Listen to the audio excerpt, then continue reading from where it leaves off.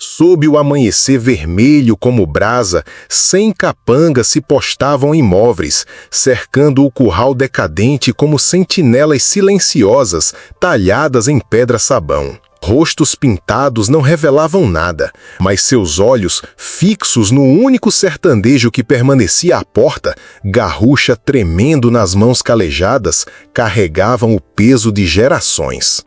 Atrás dele, na sombra, estava o que vieram buscar. A plateia da cidade assistia de longe, rostos pálidos pela lembrança da crueldade da noite anterior. O delegado se aproximou, sua estrela refletindo a primeira luz. Mateus, você não ganha essa peleja, nem contra 100 jagunços. O dedo de Mateus apertou o gatilho quando o chefe dos jagunços ergueu a mão. Mas o que aconteceu em seguida calaria todo o sertão. 3 dias antes, Mateus Negreiro cavalgava acerca de sua fazenda sofrida, o Rancho Esperança, como fazia toda manhã havia 15 anos.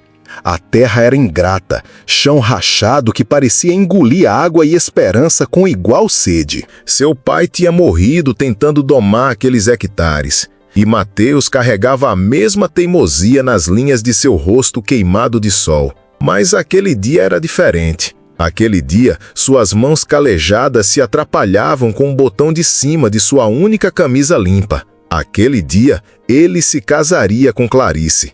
Pensar nela o fazia sorrir apesar de si mesmo. Clarice Benevides tinha chegado na primavera passada para lecionar na escolinha da cidade, trazendo livros e doçura para um lugar que conhecia pouco de ambos. Todos diziam que ela era refinada demais para um homem como Mateus, instruída demais, fina demais. Mas, de alguma forma, ela tinha visto algo nele que valia a pena amar, algo além da poeira e da luta. Enquanto Mateus cavalgava de volta para sua cabana, notou poeira subindo à distância. Cavaleiros se aproximando, 5, talvez 6. Sua mão instintivamente moveu-se para seu rifle. O Rancho Esperança ficava na divisa de território disputado. A ferrovia o queria, os barões do gado o queriam, e o povo Krenak deslocado, forçado para reservas, mas ainda orgulhoso, lembrava quando toda aquela terra era deles. Os cavaleiros entraram em vista, moradores da cidade.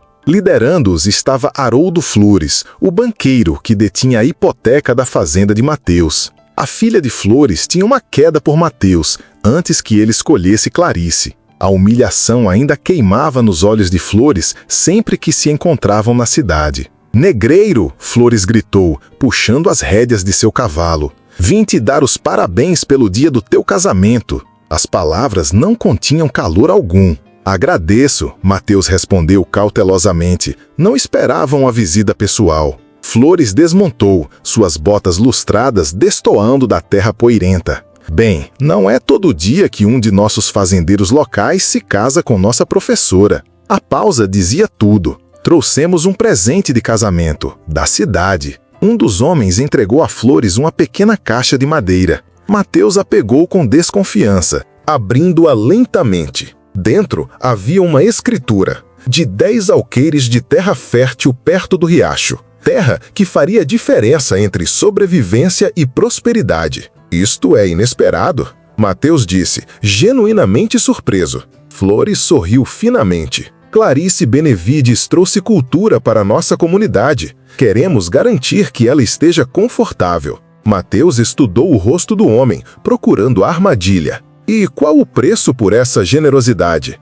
"Sem preço. Apenas um convite para sua festa de casamento esta noite. A cidade toda quer homenagear vocês dois." Enquanto eles se afastavam, Mateus os observou partir, a escritura pesada em sua mão. Algo parecia errado, mas a perspectiva de dar a Clarice uma boa terra onde as coisas pudessem crescer, onde pudessem construir um lar decente, era tentadora demais para questionar. Mas sua bondade em aceitar o presente logo convocaria algo muito maior do que gratidão. Naquela noite, o salão da cidade estava transformado. Lanternas lançavam um brilho dourado sobre mesas repletas de comida. Clarice estava radiante no vestido de casamento de sua mãe, seus olhos gentis encontrando Mateus através do salão lotado quando ele entrou. Por um momento, ele esqueceu seu desconforto. Esqueceu as dificuldades da fazenda. Esqueceu tudo, menos ela. Enquanto trocavam votos perante o padre viajante, Mateus sentiu uma felicidade que nunca havia conhecido. Moradores da cidade com quem mal falava apertavam seu ombro, ofereciam parabéns. Flores fez um brinde ao casal improvável, provocando risadas que Mateus preferiu ignorar. A mão de Clarice na sua era tudo o que importava. A noite progrediu e Flores insistiu em outro brinde. E outro. A cachaça fluía livremente, livremente demais. Mateus notou o desconforto de Clarice enquanto os discursos se tornavam cada vez mais incisivos. Piadas sobre o fazendeiro bruto e sua noiva delicada.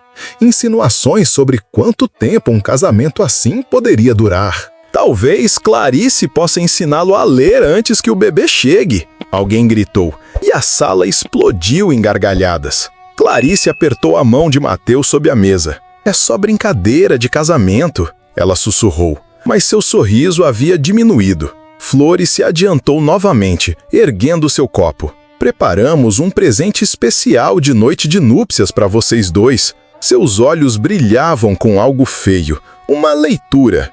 2 homens arrastaram um baú para frente. Mateus o reconheceu instantaneamente, o baú pessoal de Clarice, o que ela mantinha ao lado de sua cama na pensão. Seu estômago se contraiu quando Flores produziu um pequeno livro encadernado em couro azul. O diário de Clarice, Flores anunciou. Vamos ver o que nossa professora realmente pensa de seu novo marido. Clarice engasgou, levantando-se.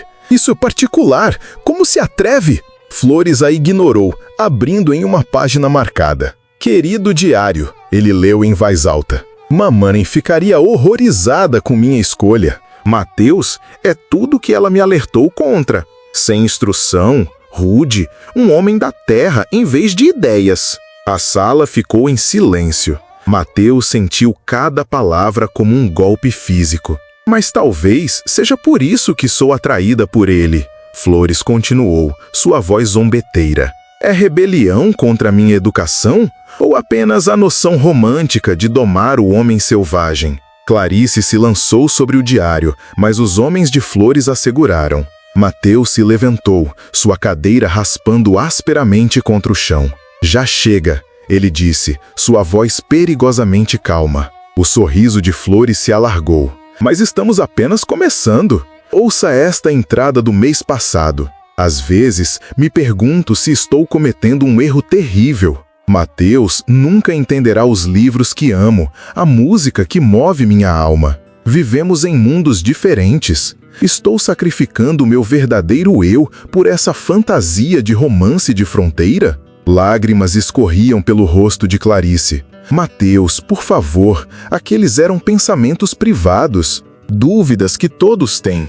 Mas Mateus já estava se movendo em direção à porta, seu terno de casamento de repente apertado demais, falso demais. Atrás dele, a voz de Flores o seguiu. A professora e o selvagem, você realmente pensou que ela poderia amar alguém que mal sabe assinar o nome? As risadas o perseguiram para dentro da noite. Ele montou seu cavalo sem olhar para trás. As estrelas acima dele frias e distantes enquanto cavalgava duro em direção ao Rancho Esperança. Atrás dele, ele podia ouvir Clarice chamando seu nome, mas orgulho e dor o impulsionavam para a frente. E naquele silêncio de sua casa de fazenda vazia, a própria terra parecia prender a respiração. Mateus cavalgou pela escuridão até que o amanhecer pintou o horizonte em tons de tristeza. A humilhação queimava em seu peito como fogo. Não por ele mesmo, ele já havia suportado o desprezo da cidade antes, mas por Clarice. Eles haviam violado sua privacidade, distorcido suas palavras, usado seus pensamentos mais íntimos como armas. Ele desmontou em seu curral, conduzindo seu cavalo exausto para dentro. Lá, enrolado no feno, havia uma pequena figura. Mateus pegou sua arma. Então parou. Era um menino, não mais que 12 anos, com pele cor de cobre e olhos escuros que encaravam Mateus sem medo. Você está na minha terra, Mateus disse asperamente, sua voz ainda rouca pelos acontecimentos da noite. O menino se sentou. Você é aquele que chamam de negreiro? E se eu for? O menino se levantou, dignidade em sua pequena estrutura. Eu sou Raposa Branca, filho do cacique Trovão Cinzento dos Krenak. Busco refúgio. Mateus se encostou na porta do curral. Refúgio de quê? Soldados. Eles atacaram nosso acampamento há 3 dias. Muitos foram mortos, o resto levado para a reserva. Eu escapei. O rosto do menino permaneceu estoico, mas Mateus viu o trauma em seus olhos. Os soldados ainda me caçam. Mateus deveria mandar o menino embora. A última coisa que ele precisava era de problemas com o exército, especialmente agora. Mas algo no olhar firme da criança o lembrou de si mesmo naquela idade, sozinho, determinado a sobreviver. Tem água no bebedouro, comida na casa, descanse um pouco. Mateus se virou para sair. Dizem que você é justo com meu povo, o menino gritou atrás dele. Que você negocia honestamente e respeita as antigas fronteiras. Mateus parou. Seu povo estava aqui primeiro. Eu tento me lembrar disso. Enquanto a manhã clareava, Mateus sentou-se em sua varanda, observando o horizonte. Nenhum sinal de Clarice. Teria ela retornado à sua pensão, arrumado suas coisas, já planejando sua fuga deste casamento desastroso? O pensamento o oco. Uma nuvem de poeira apareceu à distância. Cavaleiros se aproximando. Muitos demais para o conforto. Mateus pegou seu rifle e chamou o menino para dentro. Raposa Branca, esconda-se no porão, agora! O menino desapareceu enquanto os cavaleiros entravam em vista. Era Flores, o delegado e vários moradores da cidade. Atrás deles, para o choque de Mateus, cavalgava Clarice em seu vestido de casamento, agora empoeirado e rasgado. Flores desmontou primeiro. Negreiro, você roubou algo que não te pertence. Mateus saiu da varanda, rifle pronto. Não roubei nada. O delegado se adiantou. Mateus, sabemos que você está abrigando um curumim. O exército tem procurado por ele desde sua escaramuça com uma tribo de Krenak renegados. Dizem que ele é filho do cacique. Clarice desmontou, movendo-se em direção a Mateus, apesar da tentativa de Flores de impedi-la. Seu rosto estava manchado de lágrimas, mas seus olhos estavam claros. Mateus, por favor, deixe-me explicar sobre a noite passada. Não agora, Clarice, Mateus disse, sua voz mais gentil do que ele pretendia. Volte para a cidade. Eu não vou embora, ela disse firmemente. Esta é minha casa agora, com meu marido. Flores riu. Seu marido está prestes a ser enforcado por abrigar um inimigo do governo dos Estados Unidos. A acusação pairou no ar como fumaça de pólvora. O dedo de Mateus apertou o gatilho. Um tiro poderia acabar com Flores, mas traria o exército sobre ele com certeza. Clarice se colocou entre eles. Não há menino aqui. Eu estive com Mateus desde que o encontrei ontem à noite. A mentira era ousada, inesperada. Mateus a encarou, mas seus olhos imploravam para que ele permanecesse em silêncio. Procurem no lugar, o delegado ordenou, e os homens se espalharam em direção ao curral e à casa. Enquanto eles procuravam, Clarice se aproximou de Mateus. Eu não quis dizer nada daquelas coisas que Flores leu, ela sussurrou urgentemente. Aqueles eram medos, dúvidas escritas meses atrás quando nos conhecemos. Se você lesse o resto, veria como passei a amar tudo em você, sua força, sua honestidade, seu coração gentil sob a dureza. Mateus queria acreditar nela. Mas o grupo de busca estava retornando, e pela expressão em seus rostos, eles haviam encontrado algo. Um dos homens ergueu uma pequena bolsa de contas. Artesanato indígena, comida fresca na casa para 2. O menino esteve aqui, com certeza. O delegado suspirou pesadamente. Mateus Negreiro, estou te prendendo por abrigar um combatente inimigo. Enquanto eles se moviam para agarrá-lo, um som agudo e claro cortou o ar da manhã. Um assobio, como um canto de pássaro, mas nenhum pássaro que Mateus reconhecesse. O menino, Raposa Branca, estava no topo do telhado do curral, silhuetado contra o céu. Eu estou aqui, ele gritou. O homem negreiro não me escondeu, eu me escondi. Flores ergueu seu rifle, mas o delegado o empurrou para baixo. Ele é só um menino, Flores. Ele é um índio, Flores cuspiu. Seu povo matou 3 colonos no mês passado. Não meu povo, Raposa Branca disse. Nós mantemos os tratados de paz. Aqueles eram invasores Borô. Mateus se adiantou. O menino veio buscar ajuda. Vocês me virariam as costas para uma criança? O delegado parecia desconfortável. O exército está oferecendo uma recompensa por ele. Eles acreditam que seu pai está planejando uma revolta. Raposa Branca desceu do telhado com surpreendente graça, permanecendo alto diante dos homens armados. Meu pai busca apenas proteger o que resta de nossas terras. Os soldados nos atacaram sem aviso, sem motivo. Flores zombou. A palavra de um índio não significa nada. A voz de Clarice soou clara e forte. Mas a minha deveria. Eu ensinei as crianças deste território, brancas e indígenas. Eu li os tratados, os relatórios. O exército quebrou a fé repetidas vezes. A tensão estalou entre todos eles, uma faísca longe da violência. Então, da bolsa do menino, Clarice retirou algo que capturou a luz da manhã. Uma medalha, manchada, mas inconfundível. Você reconhece isto, delegado? Ela perguntou, segurando-a. O delegado se aproximou, olhos se arregalando. Essa é uma medalha de honra do Congresso. Clarice assentiu, dada ao cacique Trovão Cinzento, por salvar uma unidade inteira de cavalaria durante a guerra. Ele os guiou através de uma nevasca quando estavam perdidos, embora eles estivessem em terras prometidas ao seu povo. Ela se virou para Flores. Esta é a ação de um selvagem planejando uma revolta? O rosto de Flores escureceu. Uma joia não muda nada. Muda tudo, Mateus disse.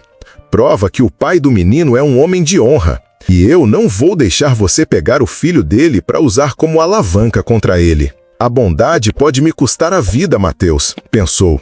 Mas a crueldade já teria matado minha alma. Flores ergueu seu rifle novamente.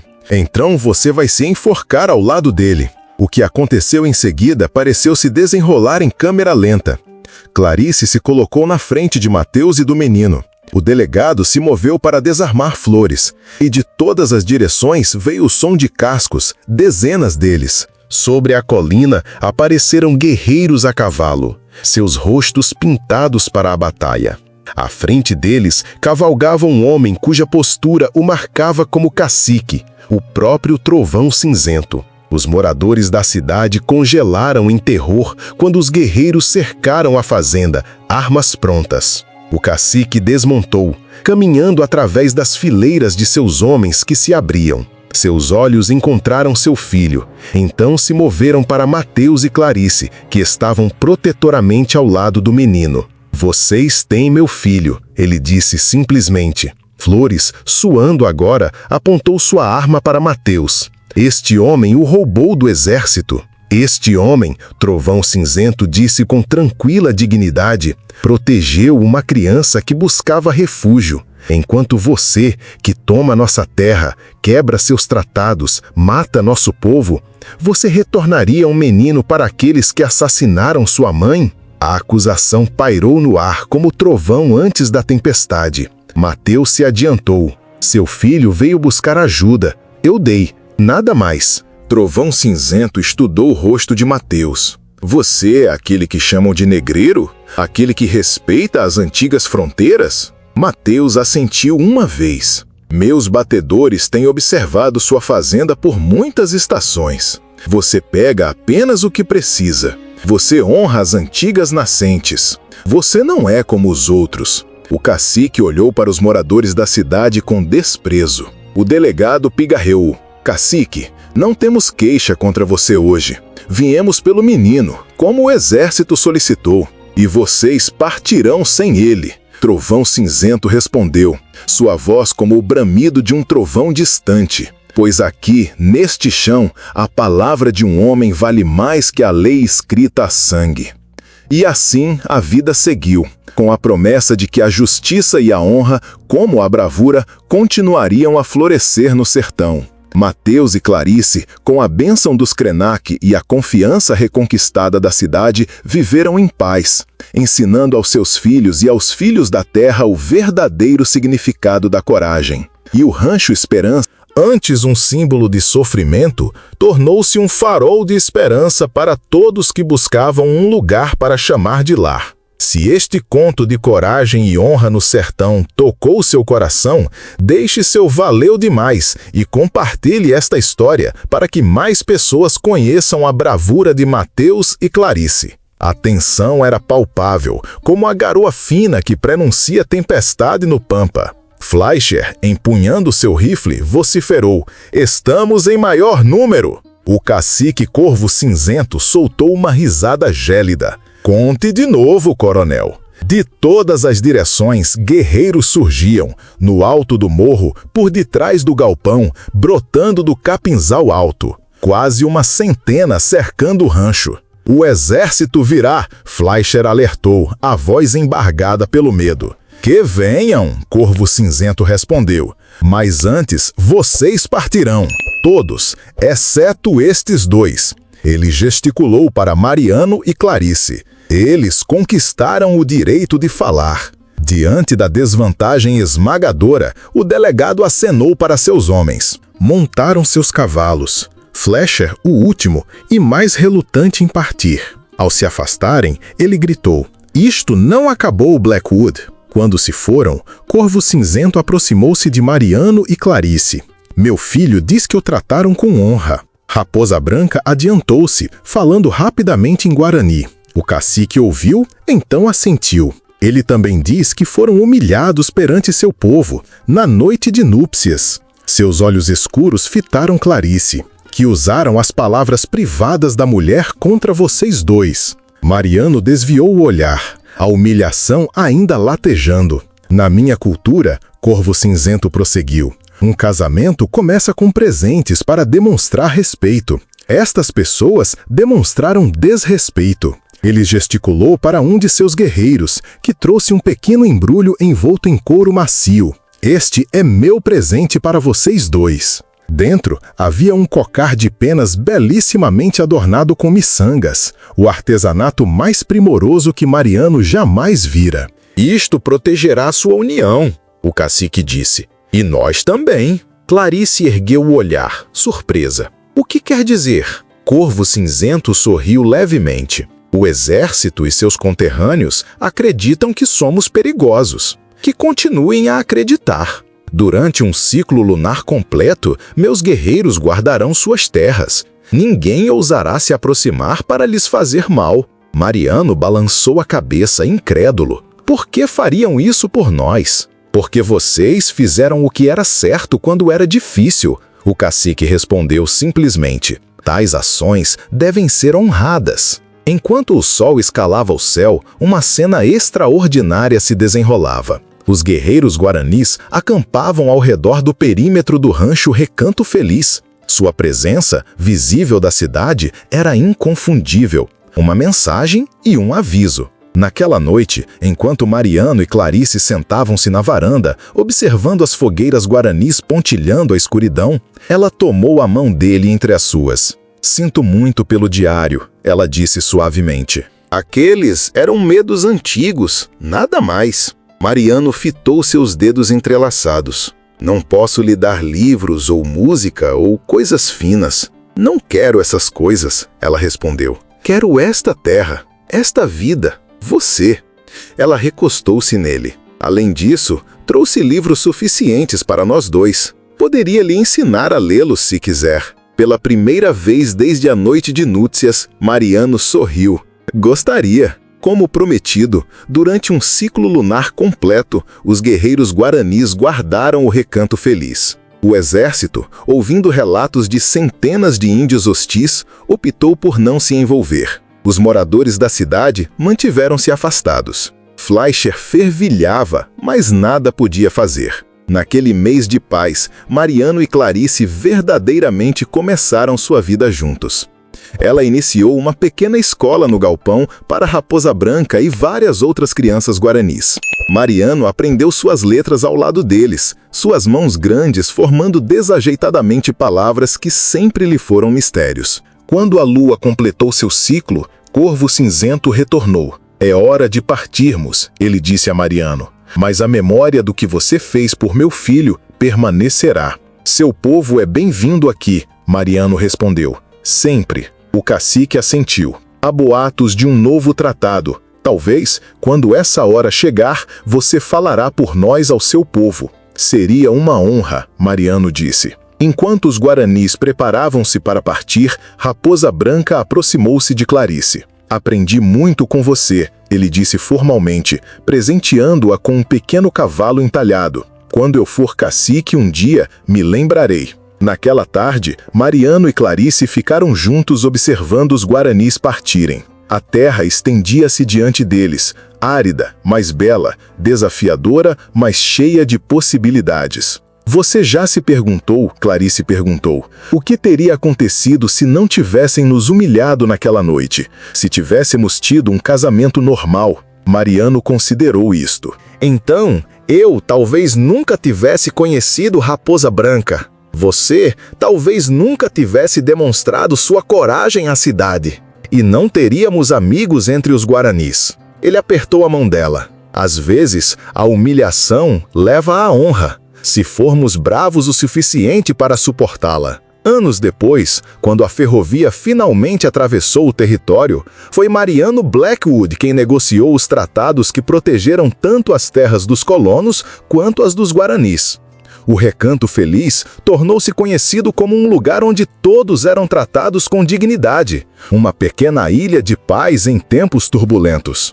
E tudo começou com uma noite de núpcias de humilhação, seguida por uma manhã quando uma centena de guerreiros permaneceram de guarda em silêncio. Prova de que, às vezes, a maior força vem não do poder, mas de fazer o que é certo quando tudo está contra você. Você teria a coragem de abrigar uma criança de um mundo diferente, sabendo que isso poderia lhe custar tudo? Às vezes, o verdadeiro teste de caráter não está em como enfrentamos nossos inimigos, mas em como protegemos aqueles que não podem se proteger. Assine o canal para mais histórias poderosas da justiça na fronteira e alianças inesperadas. E clique no vídeo na tela para assistir o que aconteceu quando um delegado solitário enfrentou o fora da lei mais temido do território, com uma reviravolta que o deixará questionando tudo o que você acredita sobre justiça e misericórdia. E se você gostou desta história,